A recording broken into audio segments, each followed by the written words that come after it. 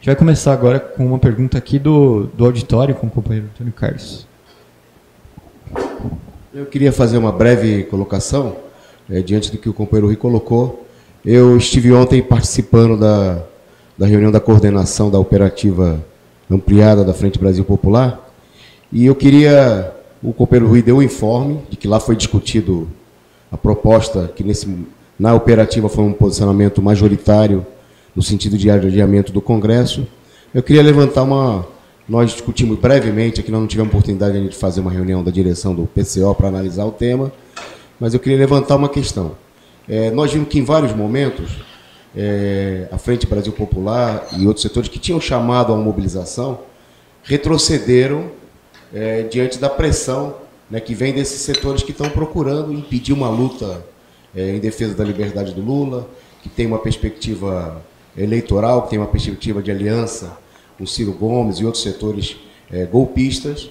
Nós vimos, por exemplo, no 1º de maio, havia um chamado, inclusive da Frente Brasil Popular e da CUT, para ir para Curitiba, fazer um ato muito grande, massivo, contra a prisão do ex-presidente. E na última hora houve um retrocesso, se pulverizou esses atos, e nós vimos que essa foi uma política, embora o ato de Curitiba tenha sido muito grande, foi uma política equivocada e que foi feita sem consultar as bases da Frente Brasil Popular, sem ter sido feito um debate, o que inclusive gerou, nesse e em outros momentos, muito protesto dos setores que impulsionam essas mobilizações. Eu queria colocar, a gente sabe que a audiência do programa é muito grande, entre os companheiros do PT, da Frente Brasil Popular, fazer um chamado. É necessário que as bases da Frente Brasil Popular se posicionem sobre essa proposta. Esse problema de adiar o Congresso Nacional para o ano que vem, que equivale a quase um cancelamento do Congresso, não é aquilo que quer a base. Nos encontros regionais que vêm se realizando, nas centenas de reuniões da Frente Brasil Popular em todo o país, o que se procura discutir é a luta pela liberdade do Lula e contra o golpe de Estado nesse momento. E, nesse sentido, o Congresso ele tem uma importância grande para unificar os trabalhadores, para unificar as organizações do movimento popular, dos sindicatos, para impulsionar uma mobilização contra isso. Então, os setores que não querem essa mobilização, que só estão pensando em eleições, precisam receber, digamos assim, a manifestação dos companheiros da Frente Brasil Popular, do PT, das bases do PT, que não concordam com essa política, né? Como o companheiro Rui assinalou, nós estamos chamando uma conferência aberta de luta contra o golpe. E, para nós, do PCO, essa conferência também se somava ao processo de construção do Congresso do Povo, como um congresso de luta, né, contra o golpe e pela liberdade do Lula, que precisaria estar inserido nesse problema. Nos vários congressos que têm acontecido nos municípios, em várias regionais, em São Paulo, em todo o país, essa tem sido a manifestação das bases da Frente Brasil Popular. Então, eu queria, na terça-feira, se reúne o Coletivo Nacional das Entidades da Frente Brasil Popular. Eu acho que precisa ter, nesse momento, uma manifestação dos setores de base e, no mínimo, que a direção da Frente Brasil Popular consulte, né, as bases da própria Frente Brasil Popular em todo o país, as centenas de comitês que foram criados, que se manifestem os comitês. Não é uma decisão que deve ser tomada simplesmente por uma cúpula.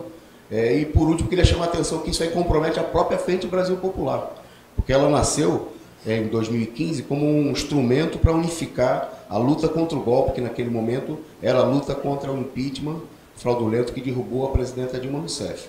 Nesse momento, o papel central da Frente Brasil Popular e de qualquer organização que queira servir para alguma coisa, para a luta dos trabalhadores e dos explorados, é organizar, é unificar essa luta. E a Frente Brasil Popular, nós achamos que pode e deve ter um papel importante nesse sentido. Abdicar disso é ceder o terreno para os setores no interior da frente e fora da frente, que não querem essa unidade, né? No interior da frente é um setor que defende uma frente mais ampla, mas essa ampliação, eu queria ouvir me parece que é no sentido de quebrar a unidade dos que querem lutar para fazer uma unidade, né, uma ampliação da frente com setores que não querem lutar pela liberdade do Lula, que querem só fazer discurso e faturar eleitoralmente. Então, eu queria fazer um chamado a que haja uma manifestação das bases da Frente Brasil Popular, do PT, dos companheiros de todos os movimentos populares contra esse tipo de iniciativa que paralisa a evolução dessa luta e representa um risco à própria Frente Brasil Popular.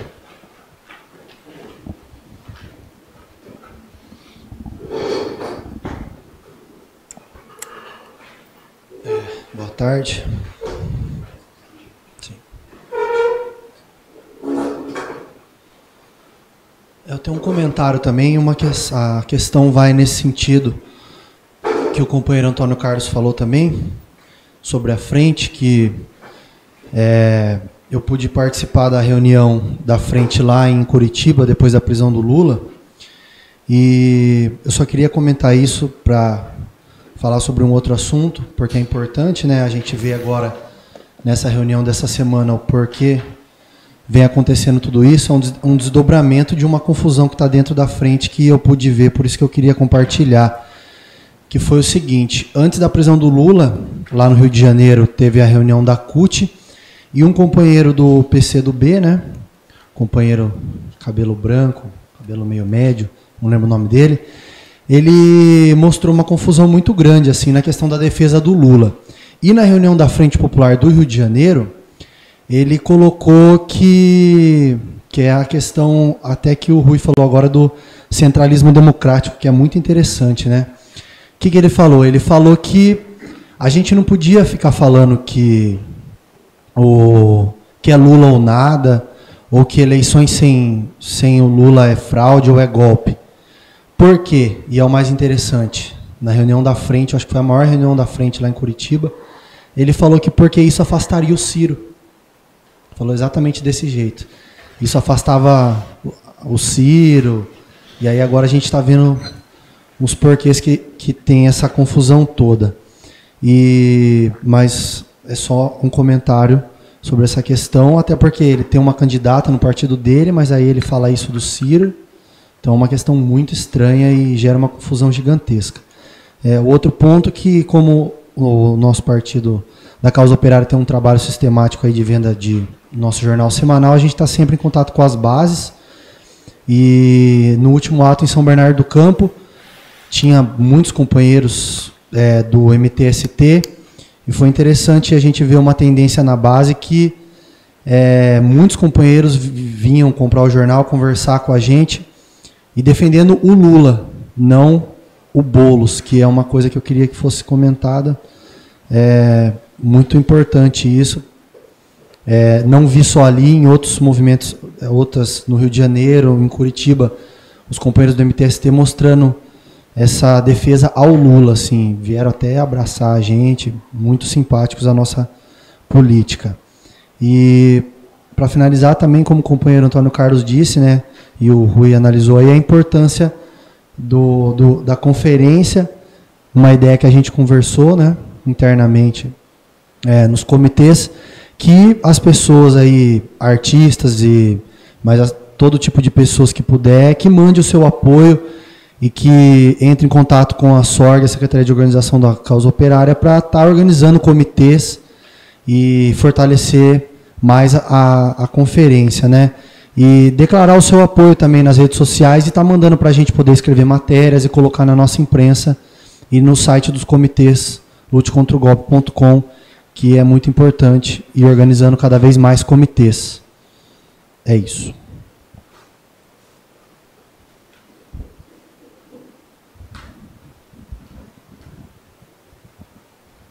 Bom, vou fazer a primeira pergunta da internet agora.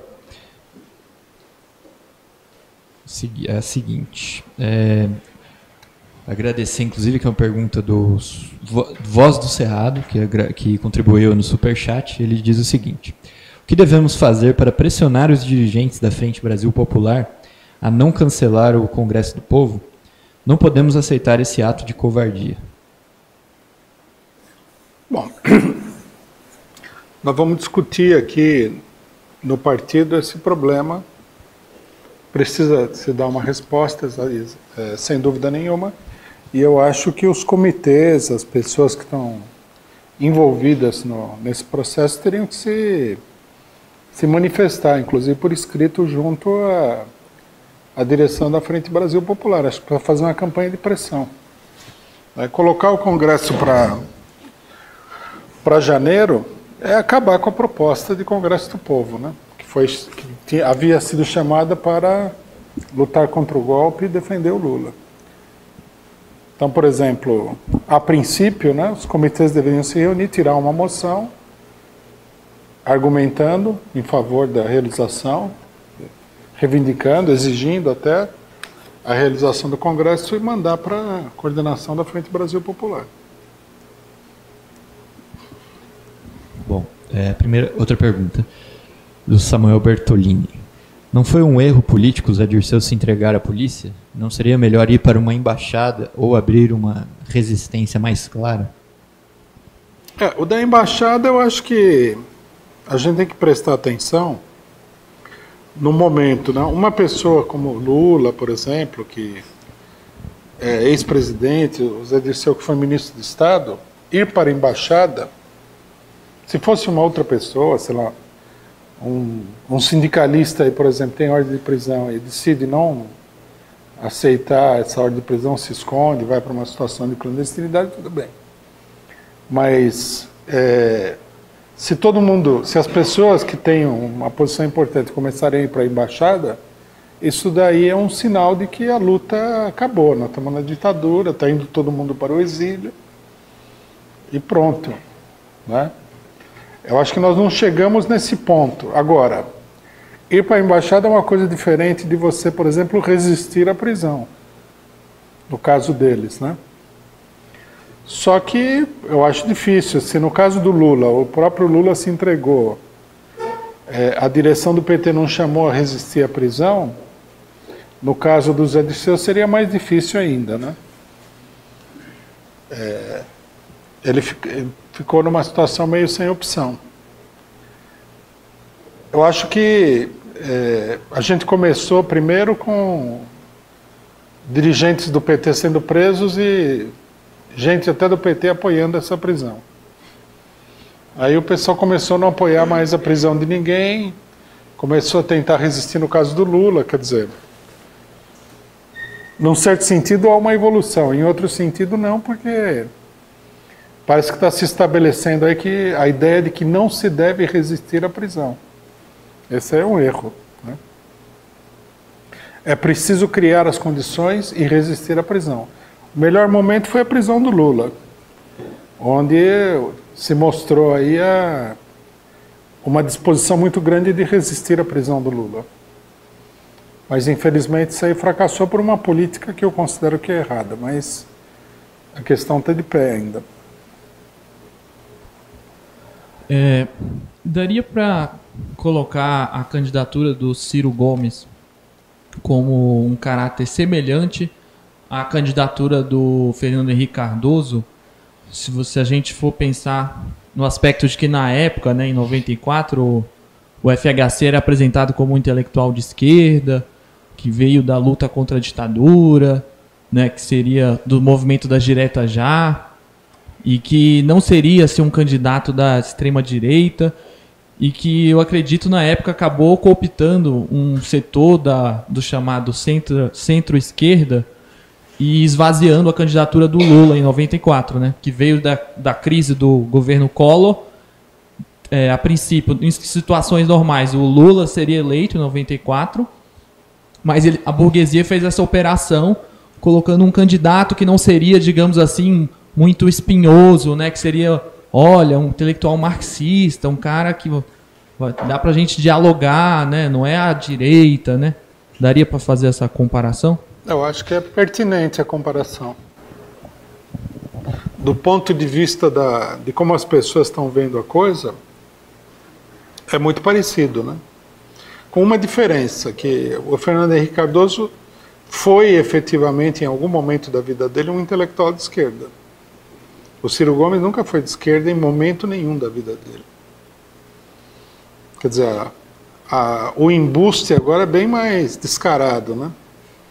Que corresponde também a um nível de despolitização maior, né? Nós atravessamos aí um período sem muitas lutas importantes, populares e tal, a uma despolitização maior, que agora está se revertendo, né? Ele começou na Arena. O Ciro Gomes, ele é fundamentalmente um político do PSDB, né? Acho que é importante assinalar isso. Ele foi governador do estado do Ceará pelo PSDB. O padrinho político dele, que fez a carreira política dele e com o qual ele mantém relações até hoje, é o Tasso Gereissati, que é um industrial do Nordeste, ligado ao imperialismo. O Tasso Gereissati sempre foi representante da Coca-Cola no Nordeste, e ele sempre esteve no PSDB. Num dado momento, por uma manobra política, ele saiu do PSDB para procurar outros partidos. Quer dizer, é uma coisa tradicional no Brasil, né? Quando um partido começa a ficar mal visto, a pessoa esconde o partido, né? Arruma outra sigla. Esse negócio de sair de um partido e entrar no outro é uma coisa tradicional para impedir a população de saber quem que é o bandido, quem que é o mocinho, né? Muita gente fala, no Brasil não tem tradição partidária. Não tem tradição partidária em grande medida porque a população detesta a direita. Então os direitistas ficam trocando de partido, mudando de nome, né? Aí aparece um partido com o nome de Podemos. Aí um cidadão ouviu falar que na Espanha o Podemos é um partido já quase anarquista. Você vai ver no Brasil, o Podemos é um partido de direita.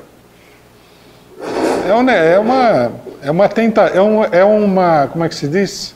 É um esforço permanente para fugir da oposição popular, porque nós podemos reparar que os partidos de direita, eles afundam mesmo, eles não conseguem sobreviver. O PSDB está totalmente falido, né? Essa falência vem de longe, e o Ciro Gomes saiu por uma questão de conveniência eleitoral, passou por tudo quanto foi partido aí, tentando se esconder e tal. Agora ele entrou no PDT, e como bom camaleão, político camaleão, ele quer dar a impressão de que ele é o discípulo do Brizola, herdeiro do Getúlio Vargas, tudo isso é um político de direita, tradicional, né? O próprio fato dele falar que ele é amigo do Benjamin Steinbrück já mostra que ele é de direita. Porque esse Benjamin Steinbrück é um direitista. É um dos mentores do golpe e tudo. Bom, próximo da internet é a seguinte, da Franciele Menezes. Como a burguesia nacional apoiou o golpe se ela mesma está quebrando? Bom, isso é comum, né? Aqui eu acho que tem uma questão que não dá para discutir em toda a profundidade aqui, mas que é uma questão vital, que é o seguinte, né?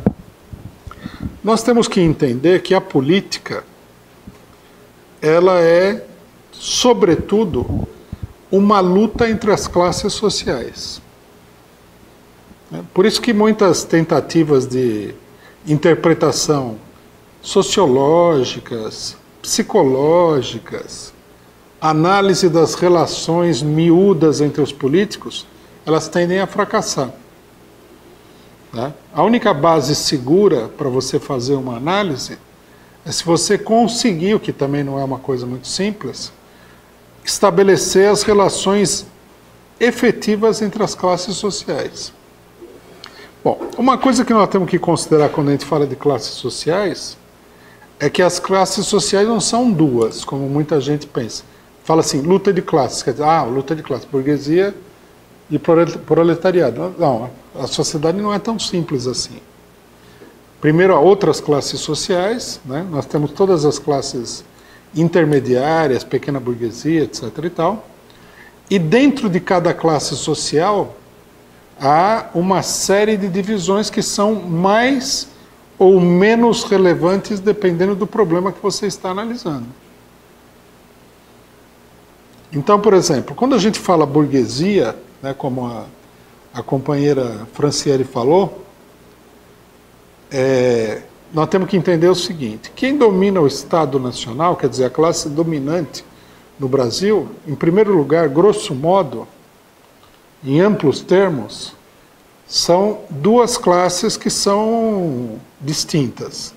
Nós temos a burguesia imperialista e a burguesia nacional. Quer dizer, por isso que nós costumamos dizer que o Estado Nacional, assim como a maior parte dos estados de países atrasados, ele tem um caráter semi-bonapartista, quer dizer, ele procura servir como árbitro entre a burguesia nacional e a burguesia estrangeira, que tem um poder muito grande no país. Por exemplo, se a gente for ver a Fiesp, né, falando da Fiesp aqui, a Fiesp não é uma representação da burguesia nacional. A Fiesp é uma representação da burguesia industrial nacional e estrangeira. Por exemplo, no grupo de empresas metalmecânicas da Fiesp, nós vamos encontrar Volkswagen, Ford, Scania Vabis, GM, tudo empresas estrangeiras. Né? Então, quer dizer, isso é uma questão. A própria burguesia nacional, nós temos que fazer uma divisão. Existe uma burguesia nacional que é muito ligada ao imperialismo, intimamente ligada ao imperialismo, bancos, Rede Globo, determinados grandes capitalistas que estão associados diretamente com o imperialismo e outros setores que estão voltados mais para o mercado interno. Então, o que acontece normalmente? Eu estou me dirigindo a explicar o que a companheira perguntou. Para você, a burguesia, para poder governar, para poder levar adiante uma determinada política, ela precisa montar uma frente única de todos esses setores. Então, eles têm que se entender, eles têm que... Não é assim que funciona na prática, mas eles têm que fazer uma espécie de uma negociação onde os interesses sejam contemplados de acordo com a força relativa de cada setor. Então, logicamente, o setor financeiro sempre vai levar vantagem. É o setor mais poderoso da negociação. O setor financeiro estrangeiro, em primeiro lugar, nacional em segundo lugar. E depois os setores industriais. E aí cada um vai procurar defender o seu interesse.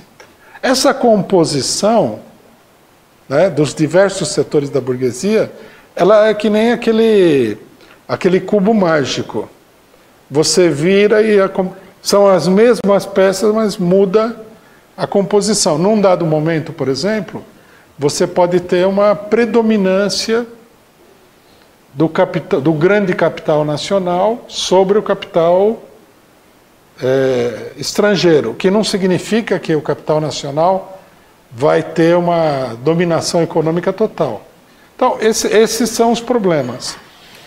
Na hora do golpe, né, todos os setores burgueses que apoiaram no seu momento o governo PT pularam fora.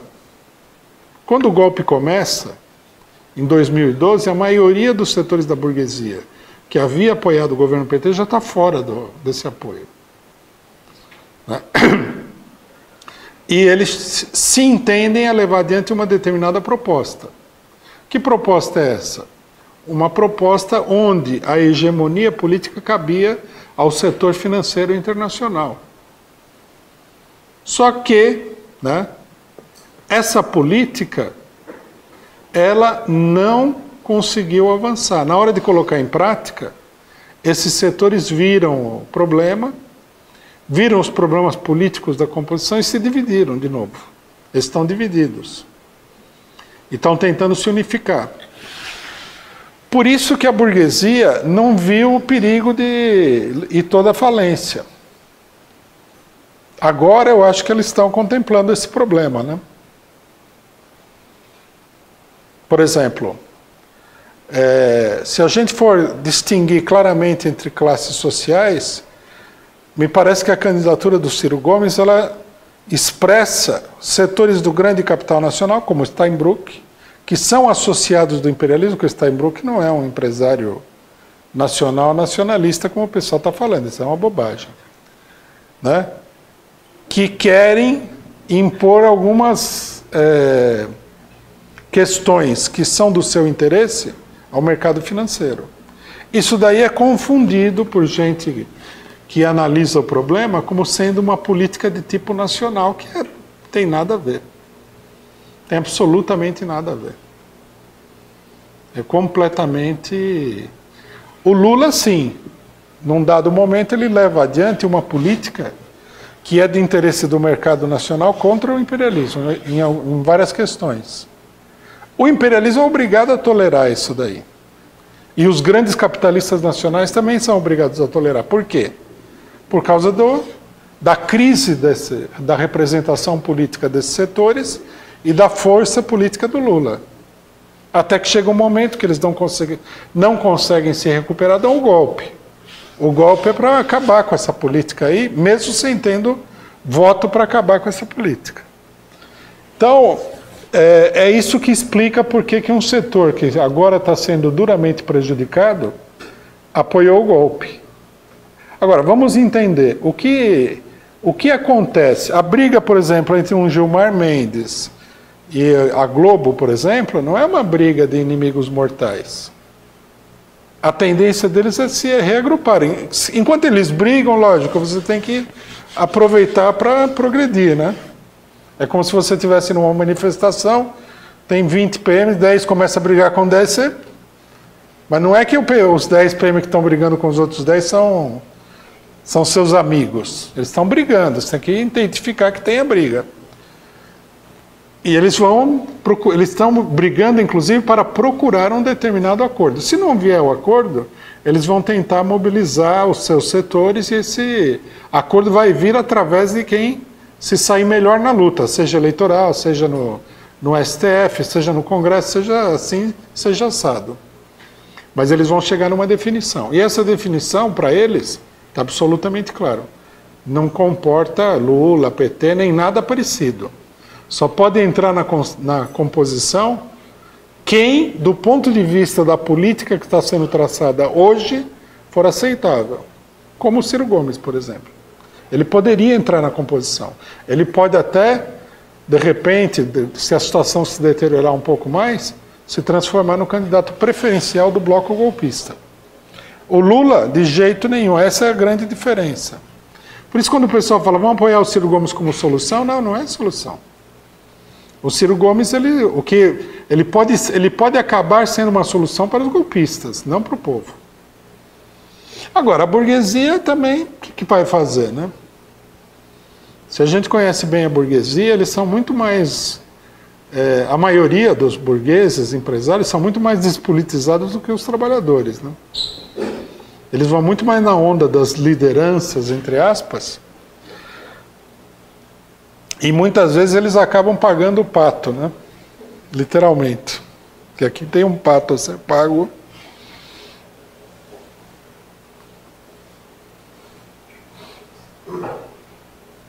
Vamos lá? Rui, eu queria pedir licença para trazer um outro assunto, uma certa angústia, né? Essa semana o baterista do Ira fez um comentário que diz que o material sobre a Copa está encalhando porque as pessoas não estão querendo usar a camisa da seleção, vestir verde e amarelo, porque essas cores foram sequestradas pelos coxinhos e tal. Eu vivi isso essa manhã na escola dos meus filhos. Teve lá uma festinha, uma apresentação das crianças e tal, e teve uma brilhante ideia lá de reunir as famílias para fazer uma foto, um conjunto, com adereços verde e amarelo, com bandeira, com coisa da Copa, né? E aquilo me apunhalou a alma. Eu fiquei... eu vou participar disso ou não? É minha família, é o meu país, mas uma sensação de que, ao participar disso, eu estou virando a página. Eu estou achando que está tudo bem. Dirceu foi preso, Lula está na cadeia e eu estou aqui de verde e amarelo, eu vou dar audiência para a mídia golpista. Então eu queria a sua orientação para mim, para esse baterista do Ira, tal, de como lidar com esse sentimento misturado durante a Copa. Então, isso daí é uma questão que tem sido muito debatida, né? O fundo da questão é a política do Ciro Gomes. É promover o casamento dos mortadelas com as coxinhas, né? E a questão do verde e amarelo seria uma maneira prática de fazer isso daí. Aí eu vi uns tempos atrás uma matéria de um cidadão que falava o seguinte, que a esquerda está perdendo a guerra semiótica, porque a direita se apoderou das cores nacionais, né? E aí a esquerda quer usar o vermelho para combater, tudo isso seria um erro, porque as cores nacionais já estão na imaginação do povo, essa coisa toda. Bom, acho que do ponto de vista geral, a primeira coisa que a gente deve dizer é o seguinte, isso aqui não é a primeira vez que acontece no mundo. Isso aqui é antigo. Né? A direita se apodera das cores nacionais, porque a direita é uma direita calhorda, mentirosa e safada. Ela quer dizer que ela é o país, apesar de que no caso do Brasil é até muito estranho, porque a gente sabe que a direita brasileira é muito antinacional. Tanto que o maior patriota de todos quer falou que a Amazônia não é nossa, né? Que é o Bolsonaro. Então, é tudo uma farsa. Ele é verde e amarelo por fora e azul, vermelho e branco por dentro. É uma fruta misteriosa que nós temos aí. Mas é assim. Isso acontece em todos os lugares. Né? E é uma confusão. Qual que é a resposta a isso daí? Historicamente, nós temos duas respostas. Uma do movimento nacionalista. O movimento nacionalista, como ele é nacionalista, mesmo ele sendo contra a direita patriótica tradicional, que é profundamente antinacional, ele pega as cores nacionais. Se a gente for numa manifestação peronista na Argentina, é tudo azul e branco. O peronismo é bandeira nacional no último. O nacionalismo brasileiro dos velhos tempos, Brizola e tudo mais, também era verde e amarelo. Apesar que eles usavam aquele lencinho vermelho no pescoço, que é um símbolo, né, das revoluções que aconteceram no Rio Grande do Sul. Essa é uma resposta. Então fica lá, a direita sai de verde e amarelo, um setor da esquerda nacionalista sai de verde e amarelo. Meio confuso, vai depender muito da relação real de forças. Né? E outra resposta, que é também tradicional, é que a esquerda, ligada ao movimento operário e ao socialismo, adota o vermelho, que é a identidade da esquerda. Então, no caso, por exemplo, se você pedir para a esquerda abandonar a cor vermelha e adotar a cor nacional, está pedindo primeiro para a esquerda se desfigurar, perder a personalidade. Segundo, para fazer a mesma fraude que faz a direita, que é falar, eu sou o país, né?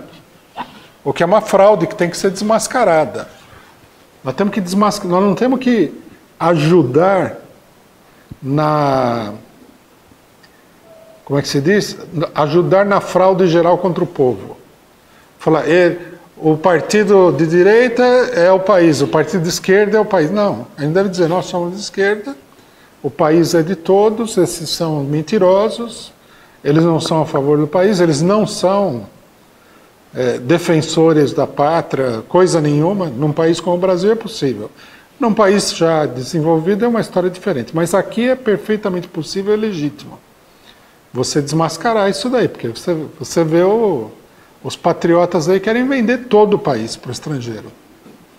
Então, eu acho que a esquerda não deve se descaracterizar. Bom, a questão da Copa, eu acho que algumas pessoas aí encontraram uma solução criativa e fizeram uma camisa da seleção brasileira vermelha. Eu acho que esse é o caminho, que não devemos... Não proibir o uso do símbolo da CBF, né? Se você usar outro símbolo ali, ninguém pode proibir você. Se você, por exemplo, escrever aqui, seleção brasileira e tal, o cara pode chegar e falar, você não pode usar... Aí, você não pode usar a CBF e proibir o símbolo porque é propriedade dele.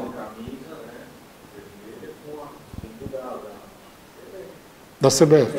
Então, esse foi proibido. Mas eu já vi camisa vermelha com símbolo da CBD, que não existe mais. Com o Lula, com um outro escreveu Seleção Brasileira. Eu acho que o caminho é esse daí. E a gente deve dizer que o pessoal usa verde e amarelo, são falsos patriotas. Na verdade, eles são inimigos do país. Eles querem vender toda a riqueza nacional, querem entregar o petróleo. Agora o patriota supremo quer entregar a Amazônia. Não gostam do Brasil. Bolsonaro bateu continência para a bandeira. Não, mas e a declaração? Bolsonaro falou, é triste dizer, mas a Amazônia não é nossa. Como assim não é nossa? Quem que deu a Amazônia para outras pessoas? A Amazônia é parte do território nacional brasileiro. Eu acho que falar que a Amazônia não é nossa é até um problema de traição à pátria desse cidadão. O que tem que fazer é falar isso aí, explicar. Não, isso aí é só... Isso aí é nacionalismo de fachada. Ele está de verde e amarelo, mas é só para enganar as pessoas. A disputa tem que ser levada para o terreno político. Né? Eu, por exemplo, eu já não tenho mais filho pequeno, mas se tivesse filho pequeno, colocaria a camisa vermelha da seleção e explicaria para ele. Não, esses de verde e amarelo aí são inimigos do país. Eles usam o verde e amarelo para enganar os outros. E depois vão para Miami. Eles adoram o estrangeiro.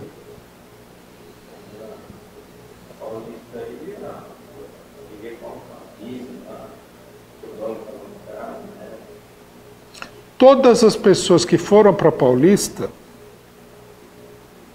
com a camisa verde e amarela da seleção, torceram desesperadamente para o Brasil perder a Copa. E comemoraram também desesperadamente quando o Brasil perdeu a Copa de 7-1. Alguém tem dúvida disso daí? São os farsantes. A direita brasileira é toda composta de farsantes. Isso daí quem viveu na época da ditadura conhece. A ditadura era aquela entregada total para os Estados Unidos. E era só hino nacional para cá, bandeira brasileira para cá. Enquanto isso, Brasil, ame o Deus, estava entregando o país aí.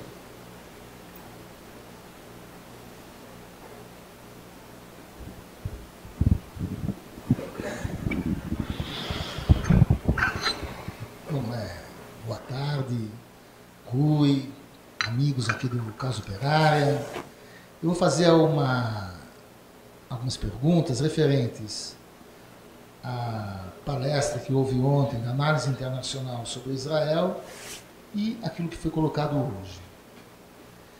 Bom, em 64, quando João Goulart saiu do país, um dia ou 2 dias antes ele foi para o Texas, isso eu li no livro do Flávio Tavares, e foi apresentado instalações subterrâneas de mísseis nucleares.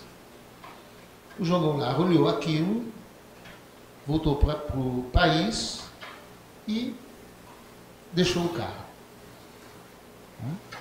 Depois, nós sabemos o que aconteceu, golpe militar, ditadura militar e tudo mais. Na questão de Israel, você tem todo um pano de fundo aí, de perseguições. Israel não foi só feito em função daquilo que aconteceu na Segunda Guerra Mundial, mas foi feito também em função dos pogroms, do antissemitismo que foi real na Rússia, no leste europeu.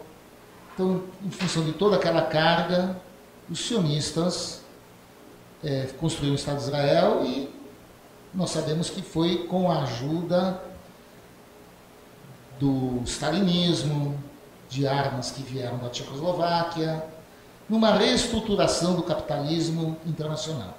Bom, tem muita coisa para se falar, mas eu gostaria de perguntar, Rui, você acha que o mundo vai sobreviver ao fim do capitalismo? É só isso.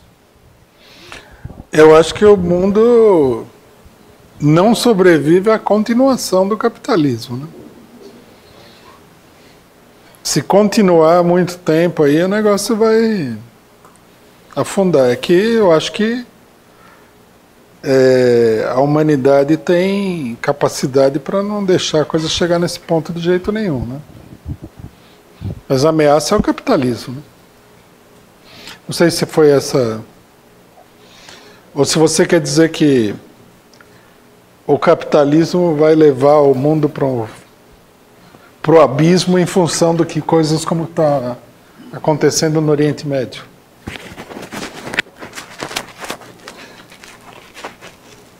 Eu acho que o capitalismo vai levar o mundo para uma catástrofe.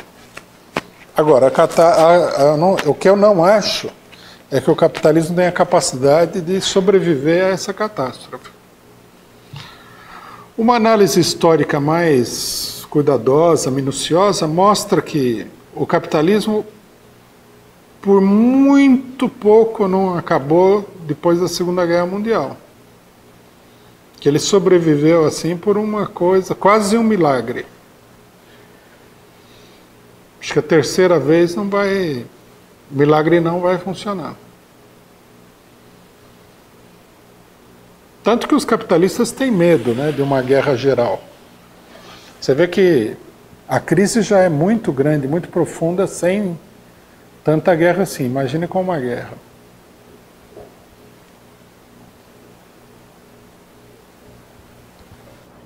Boa tarde, companheiro Rui. Boa tarde, companheiros aqui do CCBP, da Causa Operária. E boa tarde aos companheiros que estão assistindo a gente pelo YouTube e pela internet. A minha pergunta é a seguinte. Não sei se o companheiro Rui teve a oportunidade de ver a última entrevista do Zé Dirceu, que acho que foi publicada pelo Brasil de Fato, na quinta... Uma sexta-feira, o Esquadrão 7 produziu, e onde ele admite certos erros visionários, e principalmente com os eventos de 2013, de abordagem da análise daqueles eventos, reforçava a necessidade de construir comitês, né, que se fosse de casa em casa, e só que no final, no final da entrevista, ele pareceu querer assinalar uma possibilidade de, como, por exemplo, nos 45 do segundo tempo, no dia 14 de agosto, aparecer a Lula ou quem ele indicar. E me parece que é o mesmo tipo de estratégia que o Breno Altman, que também fez uma análise no 247, defende. E eu queria que você conseguisse comentar sobre isso, sobre essa entrevista, essas colocações do Dirceu e essa meia-culpa que ele colocou na entrevista. Obrigado, boa tarde. Uma coisa interessante da entrevista do Zé Dirceu é que a autocrítica que ele fez não é a autocrítica que todo mundo vinha pedindo ao PT, né? Que o pessoal queria falar, não, tem que apoiar a Lava Jato mesmo, o PT errou, se corrompeu, né? Nós não fomos flexíveis o suficiente, o Lula tinha que ser mais igual ao Ciro Gomes e tal, essa coisa toda. A autocrítica que ele fez é uma autocrítica pela esquerda, né? Nesse sentido, eu acho que está bem. Apesar de que eu acho que o problema nesse momento não é fazer autocrítica, que isso aí não vai levar ninguém a lugar nenhum. Até porque a autocrítica, vamos ter claro, autocrítica é uma tentativa da pessoa de limpar os crimes sem ações efetivas, né? Crimes assim, entre aspas, né? Principalmente nesse caso. É como na Igreja Católica, você vai lá, eu fui católico durante um período, você faz um monte de coisa contra a religião, Deus e tudo mais, depois você vai lá, confessa, fala que você está arrependido, sai de lá e começa a fazer tudo igual. Então, não dá para levar a sério isso daí. A coisa tem que ser feita, logicamente, que na prática, né? Que a política do PT merece ser criticada, não há dúvida, mas a gente precisa ver a oportunidade de cada coisa. Nós devemos, por exemplo, abrir um sério debate sobre a política, os erros políticos do PT nesse momento, ou nós devemos organizar a luta contra o golpe e ver os erros que estão sendo cometidos nessa luta. É um problema de prioridades. Sobre esse problema dos 45 minutos aí, eu não sei exatamente onde é que a direção do PT quer chegar com isso. Já acho ruim falar isso aí. O que eles deveriam falar é, vamos até o fim com o Lula. que é o que fala, digamos assim, a voz oficial do PT é essa daí, por enquanto. Nesse momento é isso daí. Eu acho que deveria falar esse tipo de coisa. Né? A gente já apresentou aqui um aspecto que é o seguinte, que tem que ser muito considerado por todo mundo que está participando concretamente da luta contra o golpe. Do ponto de vista estritamente legal, o Lula pode ir para a eleição. Então, quer dizer, se você não leva adiante isso daí, então você nem merece estar na política. Você tem que ir para casa. Quer dizer, o cidadão pode ir para a eleição e não vai para a eleição, já é demais, né? Já seria uma coisa absurda. Agora, aí alguém pode chegar e falar o seguinte, mas ele pode, do ponto de vista legal, ele pode ir, mas aí os juízes fazem uma maracutaia. Bom, mas você defender o seu direito e expor a atitude arbitrária do outro é uma coisa muito importante. Porque se você tem um direito, o outro ameaça você e você abdica desse direito, bom, isso aí é o pior que pode acontecer. Não é? Você tem que defender, você tem que ir lá, você tem que reivindicar que o seu direito seja realizado, seja respeitado.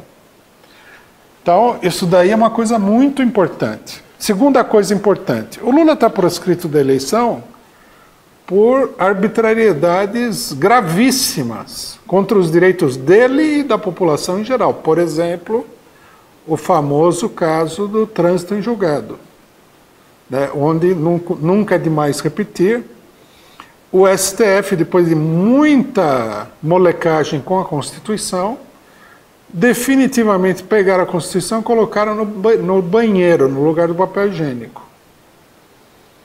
Porque isso daí que fizeram é um verdadeiro golpe de Estado. Bom, então, do ponto de vista real, pela Constituição Nacional, não pela opinião da Carmen Lúcia. Porque entre a Constituição Nacional e a opinião da Carmen Lúcia, quem é a Carmen Lúcia? Para mim, ela é uma dona de casa de toga.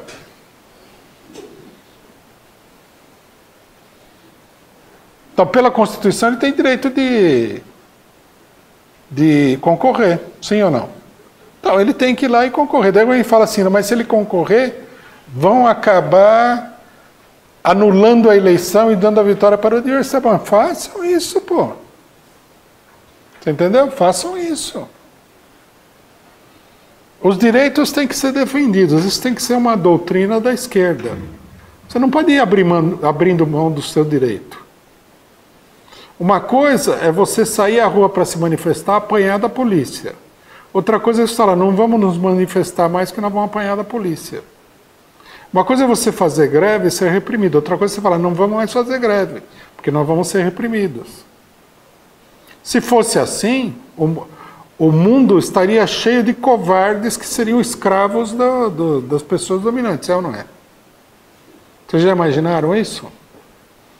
Um trabalhador está lá, vem o patrão e fala assim, bom, a partir de amanhã eu só vou pagar 1/3 do seu salário.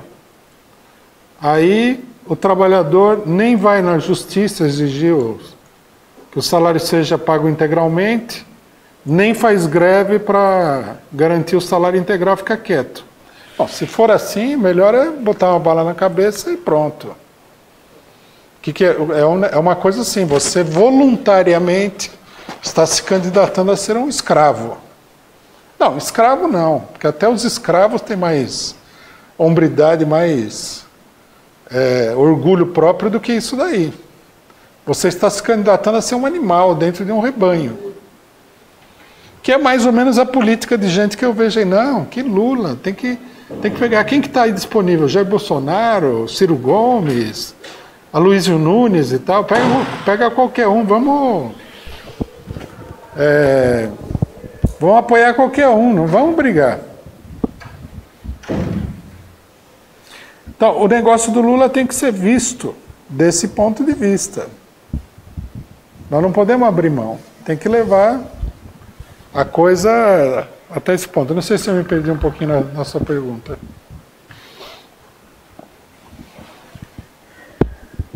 Queria fazer mais um comentário do Superchat, agradecer a contribuição do pessoal. Que a pessoa, eu vou perder o nome aqui da pessoa, mas ela diz que a gente não pode desanimar, que tem que defender a seleção brasileira, que a seleção é do povo, que tem que vestir vermelho e o amarelo também. Com toda certeza. Agradecer aqui. Bom, próxima pergunta.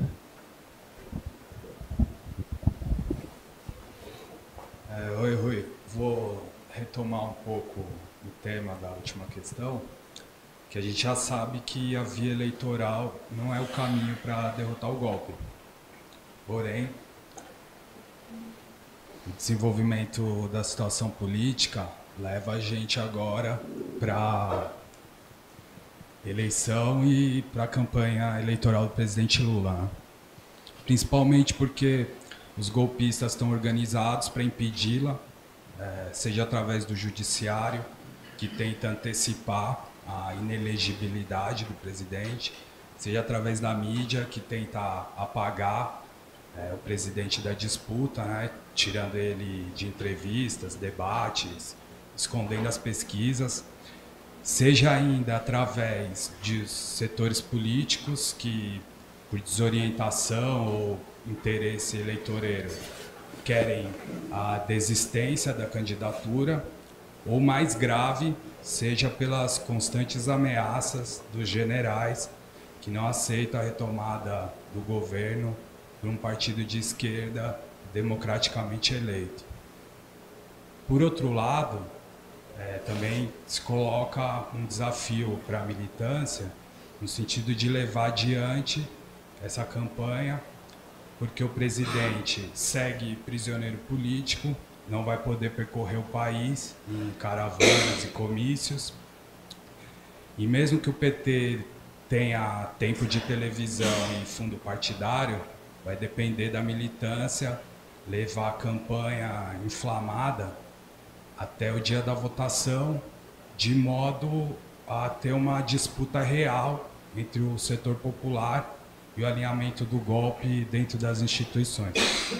Dada essa conjuntura, a minha questão é a seguinte: até que ponto, embora seja uma via eleitoral, a campanha presidente do Lula converge para a luta contra o golpe, se os comitês devem se engajar na campanha, e se for o caso, eu queria uma visão geral também de como deveria ser a campanha. É isso. Então, eu acho que a evolução da situação coloca a necessidade de defender a candidatura do Lula, mesmo que a gente não tenha a eleição como uma prioridade, porque as coisas se confundiram e se misturaram. A luta contra o golpe e a candidatura do Lula. A gente vê, né? A candidatura do Lula está sendo questionada por todos os lados do ponto de vista da política oficial. Então, eu acho que sim, os comitês têm que fazer campanha a favor do Lula. Eu acho que o PT está demorando em lançar a campanha do Lula na rua, já devia ter lançado. Né? Há muita pressão aí que é para o PT desistir da candidatura antes do negócio para dar o tempo de televisão para o Ciro Gomes, essa coisa toda. Eu acho que não, acho que a candidatura do Lula é parte da luta contra o golpe, não há dúvida nenhuma disso. Desde que a gente não saia por aí, né, iludindo o pessoal de que a eleição vai resolver tudo. Nós temos que dizer que a única coisa que pode resolver é a mobilização popular. Se a gente sair por aí falando que não, pode ficar tranquilo que vamos eleger o Lula, o mundo vai mudar por isso daí, nós estamos jogando areia nos olhos da população, porque não é assim. Nós temos que sistematicamente fazer a propaganda de que o país está em perigo, ameaçado pela direita, ameaçado por uma ditadura que vai tomando conta do país gradativamente, existe ameaça de golpe militar, nós temos que falar tudo isso. E, ao mesmo tempo, defender a candidatura do Lula. Nós temos que defender a candidatura do Lula na perspectiva da luta contra o golpe. que é a maneira correta, é a maneira que eu acho que uma boa parte, a parte mais consciente, vê a coisa. E também a parte que acha que o Lula é uma salvação, etc. e tal, vai entender, num dado momento, que a luta pela candidatura do Lula não é meramente no dia da eleição votar nele, que precisa de muito mais coisa. Acho que também nós vamos atingir esse nível de consciência aí de amplos setores. Eu tenho um comentário da Elizabeth Novi. Rui, então, nessa luta contra o golpe, a conferência aberta, a luta contra o golpe, quem potencialmente pode participar de lideranças, de movimentos com capacidade de mobilizar? É aberta a todo mundo. As lideranças dos movimentos, logicamente, são importantes para participar, né? O acordo básico para a realização da conferência são essas diretrizes políticas fundamentais. Tá? Nesse marco aí pode haver discussão sobre várias coisas, mas são diretrizes básicas. Nós vamos publicar um manifesto, já está pronto praticamente, onde nós vamos explicitar os princípios fundamentais, não detalhes, vamos fazer isso e aquilo, mas questão da candidatura do Lula, o problema das eleições, 4 ou 5 questões que são os alicerces da conferência. Quem quer discutir os problemas nesse marco deve participar da conferência. A conferência ela está sendo impulsionada pelo PCO, mas não é uma conferência do PCO, é uma conferência aberta. Né? Na realidade, ela seria mais uma conferência dos comitês de luta contra o golpe do que do próprio PCO. Lógico, o PCO tem um papel importante na realização da conferência, porque é o setor organizado mais importante. Né? Mas como nós temos feito até agora, desde o começo do golpe, nós não estamos defendendo nenhum interesse peculiar do PCO, nós estamos defendendo uma perspectiva determinada de luta contra o golpe. O que nós estamos falando aqui, estamos chamando o pessoal a vir lutar conosco em torno dessas ideias e dessa perspectiva. Realização do Congresso do Povo, vamos discutir o problema da greve geral, a luta contra a direita, candidatura do Lula, liberdade para o Lula, como encarar o problema das eleições, tudo. As chamadas reformas do Temer, etc. e tal. Bom, a próxima é da Tinelli Rum. Por que você não se reúne com Gleisi e vai visitar o Lula? Já me perguntaram isso daí, acho que numa entrevista 247. Primeiro acontece o seguinte, eu não tenho nenhuma relação pessoal com o Lula. Tá? Diferentemente de muita gente que participa do movimento aí, nem eu, nem os dirigentes do PCO temos uma relação pessoal com o Lula. Como eu falei aqui, nós tivemos muito desentendimento no passado e tal. Nós conhecemos o Lula assim de muito mais tempo do que a maioria das pessoas que apoiam o Lula hoje, desde os primórdios da carreira do Lula praticamente. Então não sei se é conveniente ir lá, eu, o dirigente do PCO, visitá-lo. É uma coisa que pode ser considerada, mas nós não estamos vendo isso aí como fundamental. Já a reunião com o Gleisi, tudo, nós estamos procurando fazer reunião com os dirigentes do PT que têm a mesma perspectiva política que a gente. Nós queremos uma unidade, um trabalho unitário com todos os que defendem, né, essa questão do Lula e outras questões que nós defendemos também. Na situação que nós estamos vivendo, nós procuramos todos os aliados possíveis e imagináveis. Né? Tem gente que fala, o PCO está aí junto com o PT. Bom, lógico que nós estamos junto com o PT. Vamos estar junto com quem? Com o PSTU, que defendeu o golpe? Não dá, né? Tem que estar junto com alguém que seja contra o golpe. Daí alguém chega e fala assim, mas o PT não fez isso contra o golpe. Bom, tudo bem, não fez isso, mas fez aquilo. O que nós podemos fazer? Se nós formos procurar os aliados perfeitos para levar adiante a nossa política, nós vamos ficar sozinhos, porque nem nós somos perfeitos. Então, como é que nós vamos arrumar um aliado perfeito? É uma maneira boba de ver a política. Você tem que num dado momento, você faz uma aliança com uma pessoa que defende aquilo. Se depois a pessoa defender uma outra coisa, bom. Ninguém casou, não precisa se divorciar. Só a vida é assim, o que vai fazer? Nós estamos sim na perspectiva de trabalhar com todos os setores da esquerda, principalmente do PT, que estão na perspectiva da defesa do Lula. E com aqueles que estão defendendo o Ciro Gomes não dá para trabalhar, essa é a realidade. Tem que tocar para frente com quem quer tocar para frente. Eu queria uma explicação, um comentário seu a respeito do ex-vereador e do filho dele que foram presos essa semana, que disseram que eles iam lá para o Tremembé, né? E que ia, inclusive, ser julgado por júri popular. Queria que você falasse um pouquinho sobre isso. Eu acho que é parte dessa repressão escamoteada que está crescendo aí, né? E mostra, e também o fato de que não há muita manifestação em defesa desse vereador, mostra a dificuldade que tem o movimento de levar adiante uma luta concreta, né? Então, ele foi indiciado, o Zé Dirceu foi preso, aí prenderam não sei quem, tal. É uma coisa generalizada. Muita gente está subestimando o alcance da repressão. A repressão está aumentando. A nossa posição é muito clara. Tem que defender esses dois companheiros aí, né? Por um motivo muito simples. Primeiro porque eles não fizeram nada do que eles estão sendo acusados. Estão sendo acusados de formação de bando e quadrilha, tentativa de assassinato, tudo mais um processo farsa, né? Todo mundo sabe o que aconteceu. Apareceu um palhaço desses, coxinha, no meio de uma reunião do PT para insultar, ofender todo mundo, né? Esse pessoal é extremamente agressivo, se dirigiu agressivamente, se não me engano, contra o senador Lindbergh, e o pessoal deu chega para lá nele.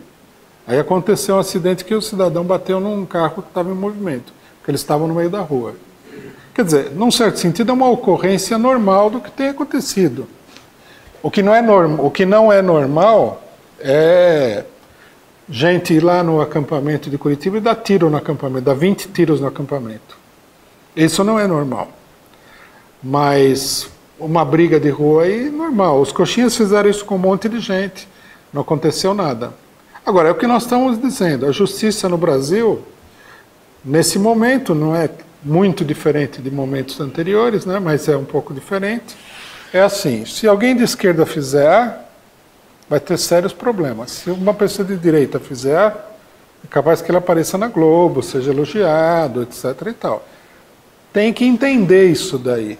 Nós temos que entender o país que nós estamos vivendo. Nós todos estamos ameaçados. Infelizmente, o caso do vereador, o caso do Zé Dirceu, o próprio caso do Lula, não chegou a elevar a temperatura suficiente para uma reação geral.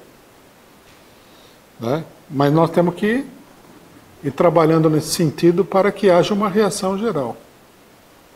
A repressão já é muito grande. Nós vamos fazer uma rodada de palestras internacionais e nós vamos falar isso aí. A repressão no Brasil já é muito grande. Mentira que isso aí é um golpe parlamentar. É bobagem esse negócio. Foi lá um jogo parlamentar. Não, está cheio de gente presa, está cheio de gente sendo perseguida.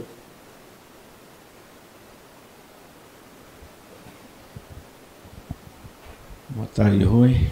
Boa tarde. Eu queria falar sobre a Fiesp, né, que liderou o golpe.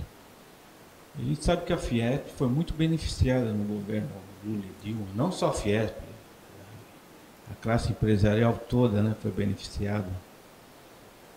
E eu não entendo por que esse ódio contra o Lula e contra o PT, né, que beneficiaram tanto essa classe, né?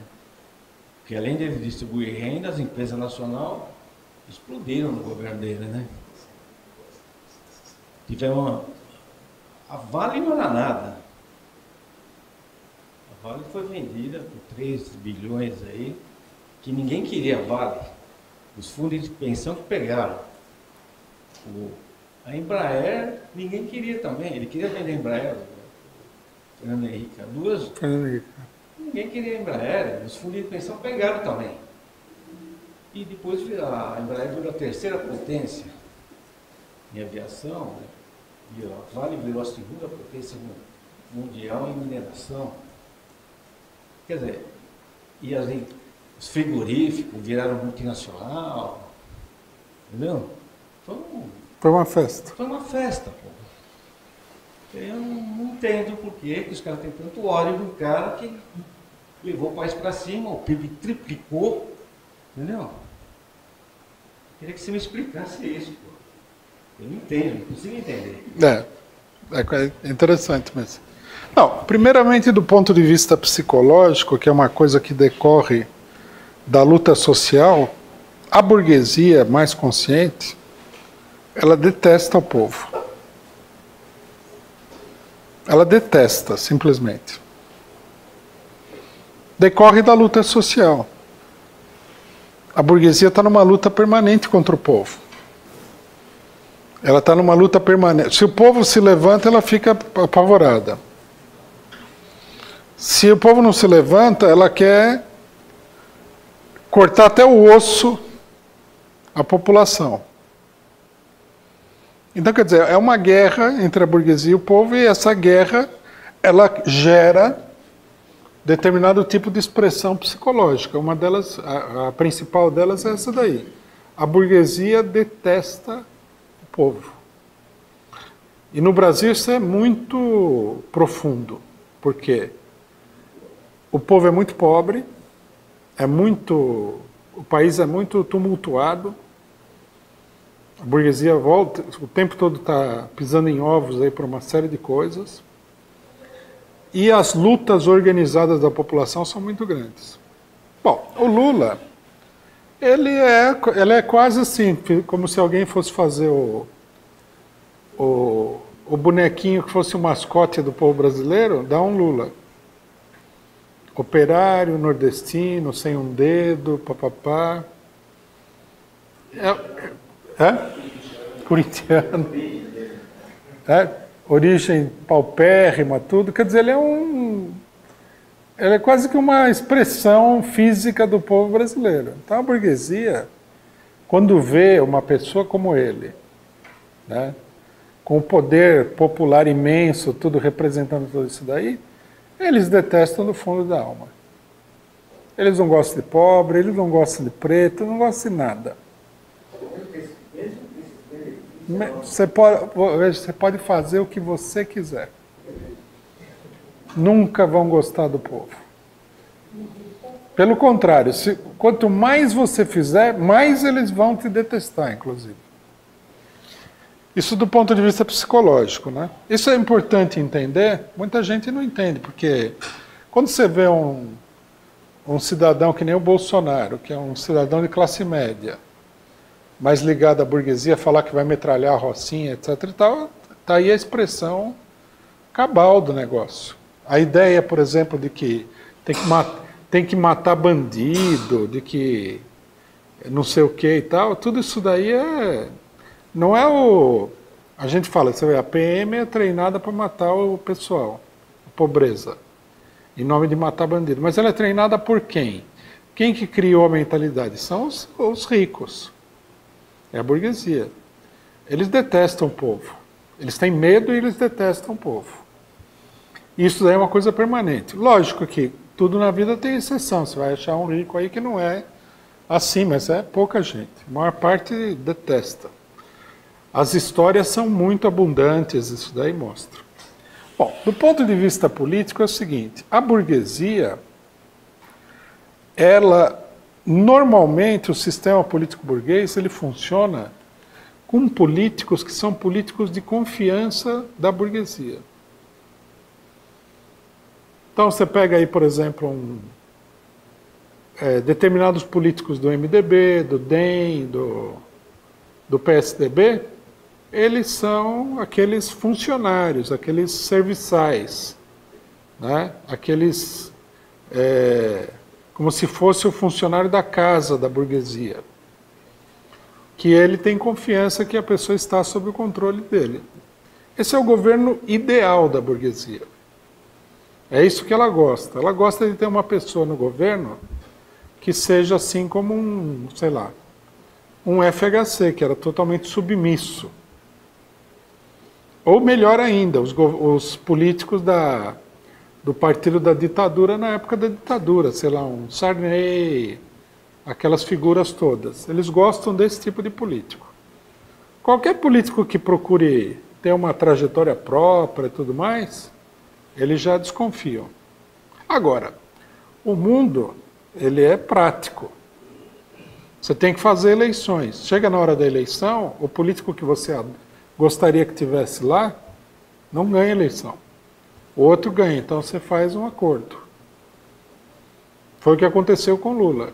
O Lula, a situação já não dava mais para o Serra, que é lacaio e tal, que é capacho. A situação estava difícil, estava complicada no momento em que o Lula ganhou. Então a burguesia falou, vamos deixar o Lula ganhar e vamos fazer um acordo com ele. Fizeram o acordo, se beneficiaram ao máximo, mas eles já logo de cara falaram, nós precisamos ter esse cara aqui um tempinho e depois voltar ao normal. Nunca passou pela cabeça da burguesia que o Lula fosse ser o governo ideal. Aí alguém poderia perguntar, mas por que não? Eu acho que muita gente de esquerda pergunta, por que não? Porque houve outros governos de esquerda que ficaram um tempão. É que o problema é o seguinte, à medida que o Lula foi ficando no poder, a partir da primeira eleição, e o prestígio dele foi crescendo, ele, pela força que ele foi adquirindo, e a burguesia já sabia disso antes dele chegar ao governo, ele é sempre uma ameaça potencial. Por que a burguesia não fica aí fazendo escândalo e tal com o Ciro Gomes? Porque o Ciro Gomes não é nada. O Ciro Gomes é um político que só se elege se a burguesia apoiar, se os jornais apoiarem. O Lula é capaz de se eleger estando dentro da cadeia. Quer dizer, você percebe a pessoa que tem um poder próprio, digamos assim, e a pessoa que é como o político normal, FHC. FHC nunca teve nenhuma popularidade. Não fosse a burguesia se unificar e empurrar a candidatura goela abaixo do povo, com manobras e tudo mais, ele nunca seria presidente. Ele não tem poder nenhum. O FHC falar e um cachorro latir para a população, para a totalidade da população, é a mesma coisa. Quem que leva em consideração o que ele fala? Ninguém. O Lula já não é assim. O Lula ele tem uma influência própria sobre o povo. E isso para a burguesia é um grave problema. Todos os governantes que tiveram isso daí, eles acabaram se constituindo numa ameaça que precisava ser erradicada. Daí o conflito permanente na Argentina com o Perón, o conflito com Vargas. Esse é o problema. Se você tem poder, uma coisa que a gente tem que entender em política, que muita gente não acredita porque a pessoa é desencaminhada. É assim, se você tem uma arma, a consequência lógica disso é que você pode atirar em alguém. Você tem a arma, a arma tem bala. Se alguém te ameaçar, se alguém for um problema, você pode atirar nessa pessoa. Ninguém vai pensar assim, não, ele tem uma arma, mas ele nunca vai atirar. Como assim? Então, o Lula tem poder, ele tem uma arma. Quem que garante que ele não vai atirar? Por isso que ele é um governante indesejável. Quando ele se elegeu a segunda vez, a burguesia falou, bom, não é o ideal, mas é o último. Daí ele elegeu a Dilma 2 vezes, aí o pessoal olhou e falou assim, se deixar, esse cidadão toma conta do país. Mas alguém fala, mas nós estamos ganhando dinheiro. Não é assim. A política dele foi mudando também no governo. Né? Quando chegou no final, eles já tinham feito aquela política com o petróleo, uma série de coisas que eles fizeram que já contrariavam o interesse do imperialismo e tudo mais.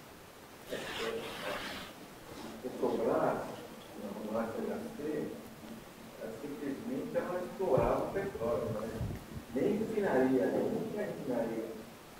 E tem que exportar toda a nossa produção de petróleo, que era pesada, tem que comprar um ganho. Explorava, exportava matéria-prima e... toda a nossa produção de petróleo, que era pesada, e importar o Brent para refinar aqui, que é mais caro. Então, a Petrobras era deficitária. Quando o Lula entrou, ele começou a modificar as refinarias para ela refinar o pesado, que era a produção total do Brasil. Só que nesse interim veio o pré-sal. E o pré-sal é de ótima qualidade. Entendeu? Aí, o que aconteceu? Ele começou a fazer. A gente não tinha gasoduto. O gasoduto foi implantado pela Petrobras na época do Lula e da Dilma. A gente não tinha, a gente só importava gás da Bolívia, né? Uhum. Entendeu? E o Brasil, praticamente, a Petrobras saiu de 30 mil empregados para 80 mil empregados. Entendeu? E os maiores lucros da Petrobras foi na época do... tudo isso daí afeta interesses também. Ninguém fala nisso.